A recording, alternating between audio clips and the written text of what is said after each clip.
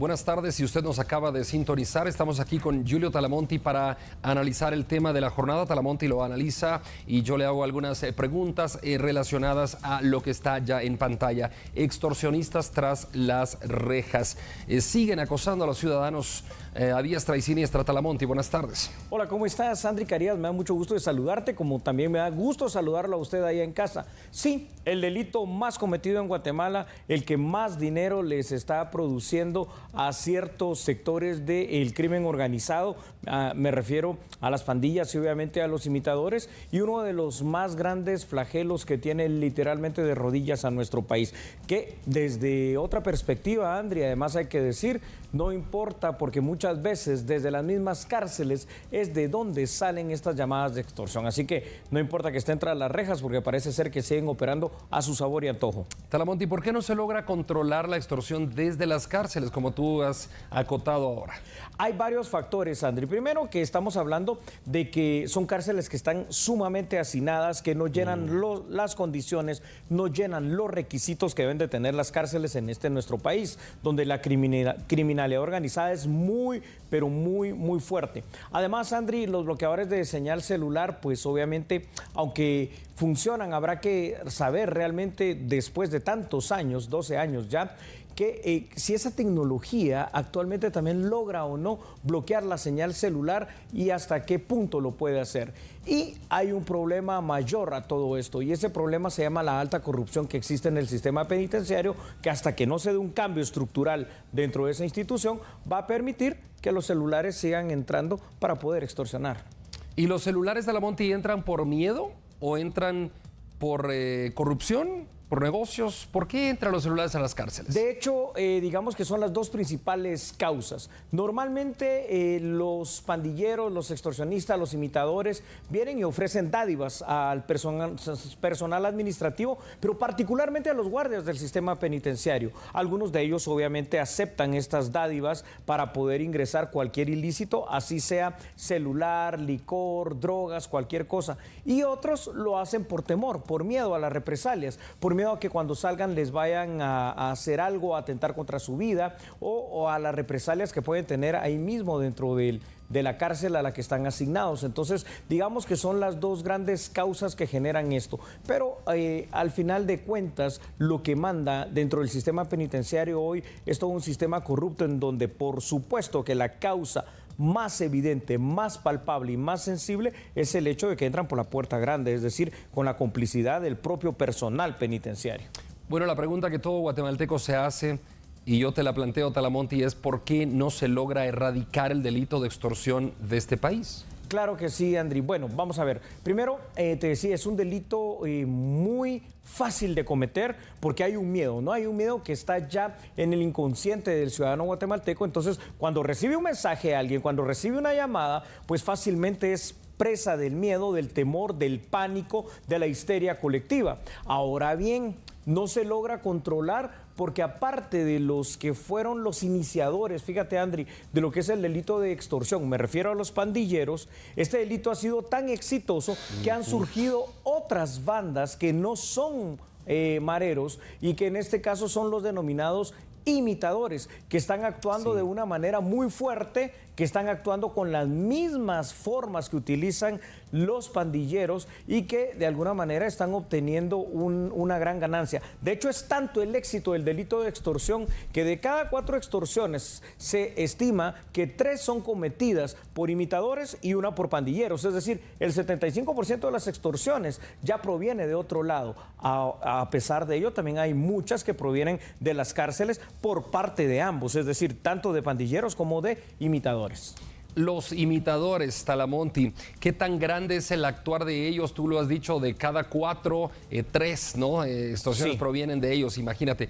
¿Qué tan grande es el actuar en relación a cómo están organizados? Porque sabemos que las pandillas Salvatrucha y 18 están organizadas a nivel nacional, pero los imitadores también, o ellos al azar y en lo individual actúan. Digamos que no podemos dejar pasar por alto el fenómeno criminal de los imitadores. ¿Por qué? Porque no solo es una banda de imitadores, son decenas de bandas de imitadores que operan en todo el país y que están obteniendo este tipo de ganancias ilícitas. Ahora bien, no estamos haciendo algo, así como no se hizo nada como Estado y sociedad para frenar el actuar de las maras o pandillas en el caso de la extorsión específicamente. Si no hacemos nada en este momento también para frenar de tajo este actuar de los imitadores, entonces simple y sencillamente van a seguir primero creciendo, fortaleciéndose, proliferando y muy probablemente, Andri, vayan a perfeccionarse en el arte de delinquir. Hoy por hoy podemos decir que los imitadores, al menos de los casos que se tienen documentados,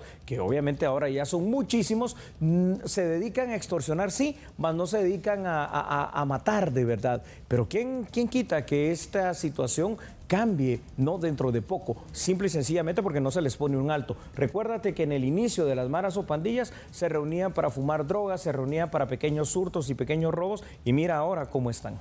Bueno, Talamonti, tienes toda la razón, se ha venido como que degradando todo esto, ¿no? Y tú lo contabas hace unos programas de cómo empezaron las pandillas y en qué año y ahora cómo está el actuar de las mismas. ¿Cuál es la pena a imponer a alguien que ya pues le tenga la culpa, ¿no?, ante un juez como extorsionador? Del delito de extorsión. Bueno, aquí es donde entra algo que a mí me parece todavía ilógico, ¿no? Y que esto debe cambiar. Sé que hay una iniciativa de ley que piensa darle la pena máxima que hay en este país, que es la de 50 años. Bueno, ojalá se le pudiera dar otro tipo de pena. Pero hoy por hoy lo que tenemos en nuestro Código Penal es una pena que oscila de los 6 años mínimo a los 12 años máximo, lo cual me parece bastante corto, bastante pequeño para la dimensión que tiene en cuanto al mal, al daño que se causa en la tranquilidad de la persona, en la sociedad en general y obviamente en la economía del país. Talamonti, la extorsión lleva implícito una amenaza de muerte. ¿Esto tipifica otro delito en la Constitución, en el Código Penal o no? Pues lamentablemente, Andri, debería de ser así, en mi criterio, ¿no? Un concurso real de delitos. ¿Por qué? Porque la extorsión generalmente lo haces a través de una complicidad de varias personas, asociación ilícita, luego el delito propio de la extorsión y por supuesto el delito de amenaza como tal. Inclusive podría ser en algunos casos el delito de asesinato o de femicidio, dependiendo si la extorsión, por ejemplo, que cometen las pandillas termina en una muerte. Pero generalmente cuando estos casos llegan a juicio, única y exclusivamente se les imputa por parte de las autoridades del sector justicia y particularmente del Ministerio Público el delito de extorsión.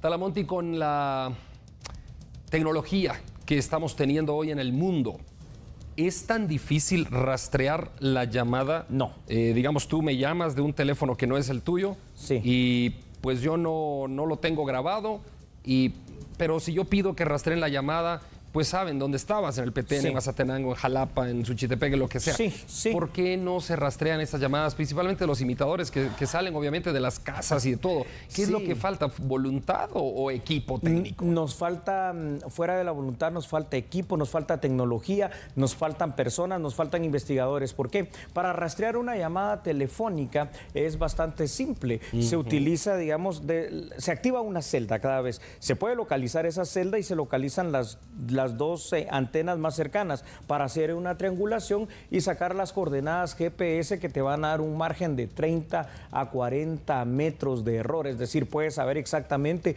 de dónde salió esa llamada. A veces el rango o margen de error es bastante menor a eso. Recuérdate que, y esto no es nuevo, porque de esa manera, por ejemplo, fue como se capturó a Pablo Escobar Gaviria, ¿no? A través de una llamada telefónica. Se necesita que estés al menos 3 minutos en ella para poder tener el tiempo de hacerlo. Lo que necesitas es todo un equipo técnico, logístico y operativo para realizar la captura. Y la voluntad de hacerlo, ¿no, Talamonti? Así es. Bueno, André. Talamonti, vamos a ver si nos sorprendemos con la respuesta que está dando la gente a través de la encuesta. Vamos a presentarla así.